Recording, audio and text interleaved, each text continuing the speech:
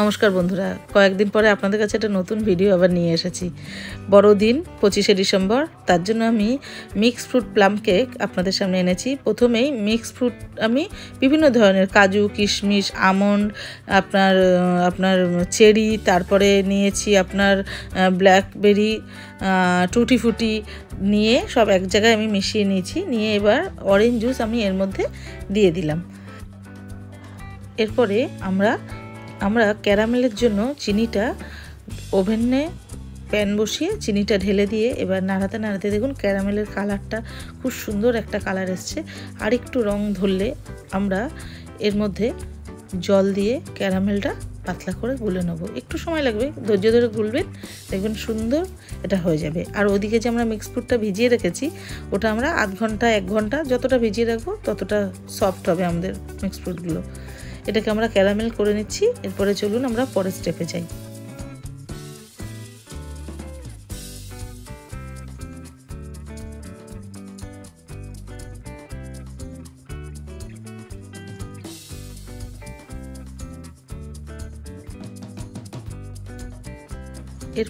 এরপর ক্যারামেলটা ঠান্ডা হয়ে গেলে আমরা একটা কাচের বোল নিয়েছি, তার মধ্যে ক্যারামেলটা ঢেলে নিয়েছি। তার মধ্যে আমি 1 কাপ তেল দিয়েছি।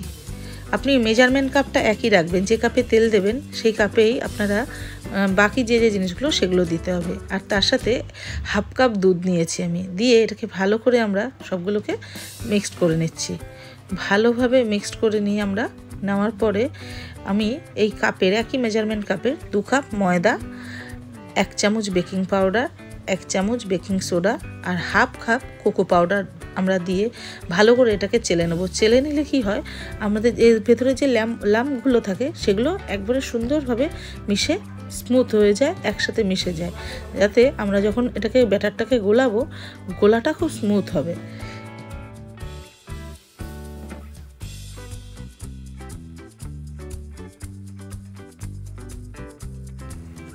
এরপর বন্ধুরা এটা আমরা ভালো করে চেলে নেব, সব কিছু একসাথে মিশিয়ে ভালোভাবে চেলে নিয়ে আমরা এটার ব্যাটারটা এবার রেডি করার আগে আমরা জায়ফল আর আপনার দারচিনি আমি গুঁড়ো করে রেখেছি সেটাকে এর ওপরে দিয়ে দেবো।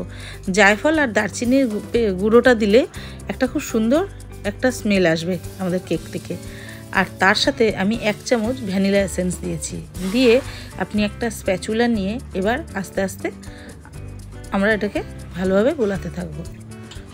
আর এই যে ঘোরানোটা এটা একদিকেই ঘোরাবেন, সেটা আপনি যেদিক দিয়ে শুরু করবেন সেই দিক দিয়ে, মানে ঘোরানোটা একবার মানে ক্লকওয়াইজ হবে, অ্যান্টি ক্লকওয়াইজ কখনো হবে না, যাতে ব্যাটারের যে আমাদের কেকের যে ফ্লপি ভাবটা যাতে খুব ভালো আসে। তার জন্যই আমাদের এইভাবে এটাকে ভালোভাবে গুলিয়ে নিয়ে আমরা যে মিক্স ফ্রুটটা অরেঞ্জ জুসে ভিজিয়ে রেখেছিলাম সেটাকে এর মধ্যে আমরা দিয়ে দেবো। দিয়ে এবার আমরা ভালো করে সব কিছু একসাথে মিক্সড করে নেব। ভালোভাবে কিছুক্ষণ আমরা এটাকে নাড়িয়ে মিক্স করব, যাতে কোনো লাম্প না থাকে এর ভেতরে। সুন্দর সব একসাথে মিশে গেছে যখন আমরা বুঝবো, তখন আমরা আর একটা আপনার কেক টিনে আমরা একটা বাটার পেপার দেবো, দিয়ে তার উপরে 1 চামচ মতন অয়েল দিয়ে আমরা ভালোভাবে বাটার পেপার দিয়ে আপনার কেক টিনটা অয়েল ব্রাশ করে নেব।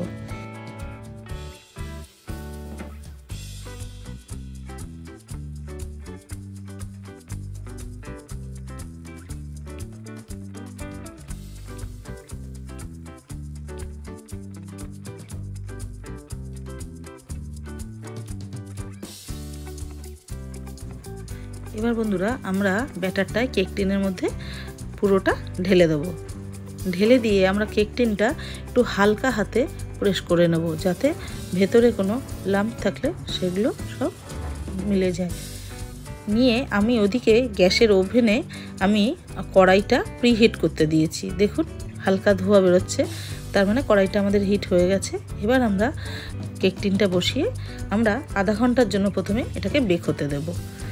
বেক হওয়ার পর আমি 40 মিনিট মতন বেক করার পর আমার ওপর থেকে আমি কিছু ড্রাই ফ্রুটস সাজানোর জন্য সাজিয়ে দিয়েছি, আর একটু সুগার মানে চিনি গুঁড়ো করে ওপর থেকে ছড়িয়ে দিয়েছি। দেখুন আমাদের কেকটা কত সুন্দর ফুলেছে। এবার বন্ধুরা আমরা এটাকে কেটে নেব। চলুন কেটে আপনাদের দেখাচ্ছি কেকটা কতটা ফ্লপি হয়েছে। বন্ধুরা, আমার চ্যানেলটা আপনাদের ভালো লাগলে বা আমার রান্না আপনাদের ভালো লাগলে আমার চ্যানেলটা আপনারা লাইক, কমেন্ট আর সাবস্ক্রাইব করে দেবেন।